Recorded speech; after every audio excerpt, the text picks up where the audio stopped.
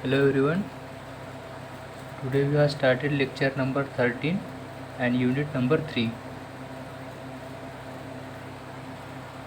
Next theorem of unit 3. Let r is equals to r of s is the position vector of a point P on a curve of that surface. Then prove that first condition and second condition. So kappa of g is equals to n of r dash comma r double dash, and second one is kappa of g is equals to 1 by s dot cube of n comma r dot comma r double dot. kg means the curvature of geodesic or magnitude of curvature. So let's start proof. Proof में पहले हमें proof करना है we know that the geodesic curvature of that orthogonal line of tangent vector पे जो point P है वहाँ पे आर डैश हमको मिलता है dr by ds by the orthogonal unit tangent vector से. अब अगर जियोडेसिक कर्वेचर वेक्टर है तो हमने पिछले थ्योरम में लिखा था lambda r1 plus mu r2 lies करते हैं एक ही प्लेन पे एट अ पॉइंट P पे, और वो vector lambda r1 plus mu r2 orthogonal है सरफेस नॉर्मल पे एट पॉइंट r डैश पे n पे वो सरफेस नॉर्मल है. अब वो दोनों अगर पैरेलल टू द वेक्टर है तो वो हम उसे लिख सकते हैं n cross product with r bar, since kg is the magnitude of the geodesic curvature vector. So this is kg is that magnitude of geodesic curvature vector. अब अगर वो जियोडेसिक का कर्वेचर वेक्टर है तो हमने पिछले थ्योरम में लिखा था we can take the geodesic curvature vector lambda r1 plus mu r2, उसे अब हम लिखेंगे as kg of n cross product with r dash से, और उसे इक्वेशन 1 मानते हैं. अब by the equation of geodesic और जियोडेसिक कर्वेचर हमने थर्ड यूनिट के स्टार्ट में पढ़ा था कर्वेचर की डेफिनेशन, जो कि इक्वेशन मिला था r double dash is equals to kappa of n into capital N means normal unit vector plus lambda r1 plus mu r2. लैम्बडा r1 एंड म्यू r2 ये दोनों हमको दो इंडिपेंडेंट वेक्टर मिले थे जो कि लीनियरली इंडिपेंडेंट थे, और उसे हमने लीनियर कॉम्बिनेशन में लिखा था r double dash is equals to kappa of capital N plus lambda r1 plus mu r2, उसे हमने एज इट इज़ लिखा, और दिस इज इक्वेशन 2. अब हम क्या करते हैं इक्वेशन 1 का यूज़ करके इक्वेशन 2 को फिर से एक बार कैसे लिखते हैं r double dash is equals to kappa of capital N, और ये जो पूरी टर्म है lambda r1 plus mu r2 इसे हम एज रिप्रेजेंट करते, उसे हम लिखते हैं kg of n cross product with r1 से. मतलब इस टर्म को हम रिप्लेस करते हैं इस टर्म से जो कि हमने इक्वेशन 1 में लिखा था. So plus kg of n cross product with r1 से. ओके, और ये हमको इक्वेशन मिलता है इक्वेशन 3. देखो एज इट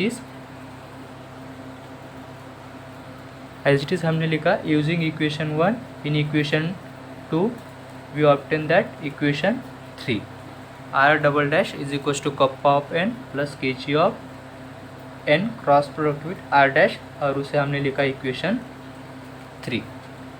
अब क्या करेंगे इक्वेशन 3 का स्केलर प्रोडक्ट लेंगे किसके साथ n cross product with r dash के साथ ऑन बोथ साइड इक्वेशन 3. अब n cross product with r dash जब हम स्केलर प्रोडक्ट लेंगे तो हर एक टर्म को मल्टीप्लाई होगा, मतलब n cross r dash into r double dash, और सेम राइट हैंड साइड में भी लेंगे ये इक्वेशन एज इट इज़ रहेगा, और स्केलर प्रोडक्ट लेंगे n क्रॉस r डैश से. और जो स्केलर प्रोडक्ट की जो प्रॉपर्टी है उसे हम लिखते हैं अगर दो वेक्टर एज इट इज़ रहते हैं, मतलब मल्टीप्लिकेशन में डॉट प्रोडक्ट रहो कार्टेशियन प्रोडक्ट रहो, तो दो सेम वेक्टर का कार्टेशियन प्रोडक्ट और डॉट प्रोडक्ट ये हमेशा 0 आता है. मतलब दोनों n सेम आ गए तो वो 0 आता, और n cross product with r dash into n cross product with r dash रहा तो उसकी वैल्यू 1 रही थी. तो हम इसे अगर मल्टीप्लाई करेंगे तो n over n cross product with r dash की वैल्यू 0 आती और n cross product with r dash into n cross product with r dash की वैल्यू 1 आती। तो अब हम जब यहाँ पे मल्टीप्लाई करेंगे इस वेक्टर को तो यहाँ पे ये 2 टर्म रहेगी, मतलब ये 2 टर्म की वैल्यू है 1, मतलब यहाँ पे रह गया अपना kg इंटू 1। और इस टर्म को एज इट इज अंदर मल्टीप्लाई करेंगे तो ये रहता है n over n cross product with r dash, मतलब ये आ जाता पूरा 0, ये टर्म 0 मतलब ये भी 0 हो जाती, तो this is completely 0। So remaining is kg is equals to n cross product with r dash over r double dash.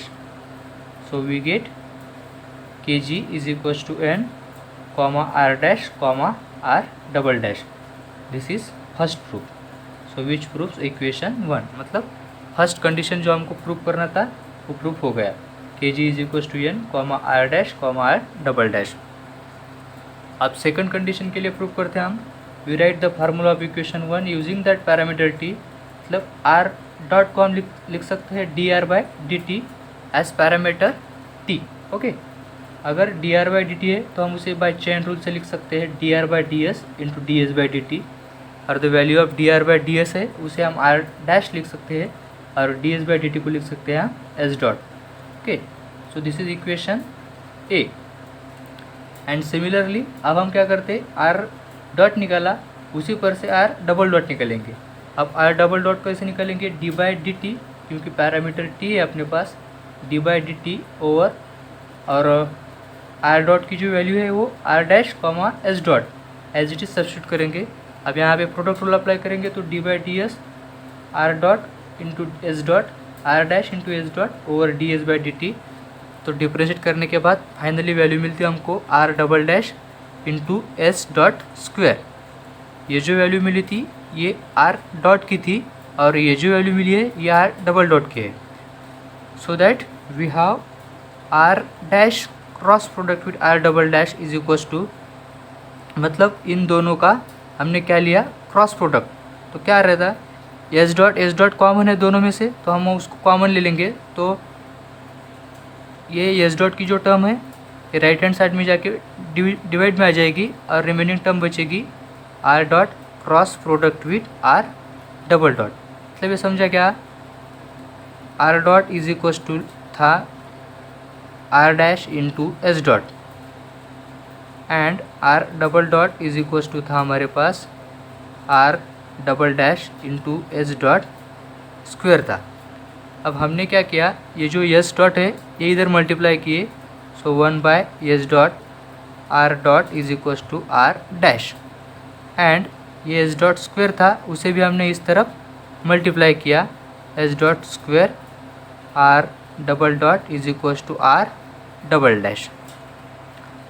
अब क्या करेंगे हम, r dash cross product with r double dash, तो ये 1/s और ये 1/s स्क्वायर, मतलब क्या हो जाएगा वो 1/s डॉट क्यूब, एंड ये r डॉट और ये r डबल डॉट दोनों का क्रॉस प्रोडक्ट।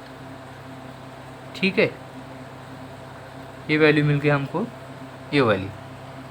अब हेंस फ्रॉम इक्वेशन 1 से हम क्या लिख सकते हैं, इसी को kg is equals to normal of r dot cross product with r double dot, उसे लिखेंगे हम 1/s cube by equation 1 1/s cube over n r dot r double dot. So therefore kg is equals to similar this term 1/s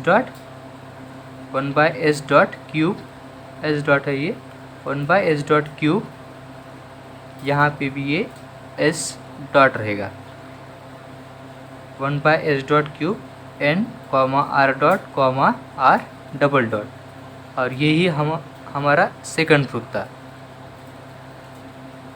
hence proof the second condition.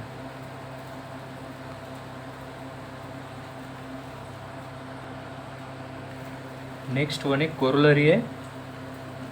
Corollary कहती है if lambda mu is the geodesic curvature vector, अगर lambda और mu ये दोनों geodesic curvature vector है तो हमको proof करना है कि z is equals to minus of H lambda upon F U dash plus G V dash, और उसे हम लिखेंगे H mu upon E U dash plus F V dash. Proof में लिखेंगे वी हैव, पिछले थ्योरम में हमने दो टर्म प्रूफ किए थे, लैम्बडा की वैल्यू और म्यू की वैल्यू। लेक्चर नंबर 11 और 12 में है ये दोनों वैल्यू, लैम्बडा की वैल्यू और म्यू की वैल्यू। उसे लिखेंगे हम since we take S as a parameter in this way, so U into U dash plus V into V dash is equal to 0। तो इसे हम ऐसे लिख सकते हैं U into U dash is equal to minus of V into V dash, ये capital U और ये कैपिटल वी। अब हम यहाँ से कैपिटल यू की वैल्यू निकाल सकते हैं, minus of capital V into V dash upon U dash, and capital V की value minus of capital U into small U dash upon small V dash. Okay, this is value of U and this is V. So using equation 2, in that equation 1 we get मतलब capital U and capital V की value हम ये equation 1 में जब substitute करेंगे तो हमको lambda मिलेगा 1/h² U upon V dash over G V dash plus F U dash, and mu की वैल्यू आएगी 1/h² V upon U dash over E U dash plus F V dash. मतलब as it is capital U and capital V की value lambda और mu के equation में substitute कर देने की, डायरेक्टली हम लोग लैम्बडा और म्यू की वैल्यू फॉर्म हो जाएगी as it is. So using that theorem 3 we obtain lambda is equal to minus K G of H upon G V dash plus F U dash. ये equation आने का है, मतलब next वाली theorem में आएगा, तब तक आप एज इट इज़ इसे रिमेंबर कर लो कि lambda is equal to minus K G upon H G V dash plus F U dash, and mu is equal to K G upon H E U dash plus F U dash. So that we have K G is equal to minus of H lambda upon G V dash plus F U dash is equal to H mu upon E U dash plus F U dash. This is final proof.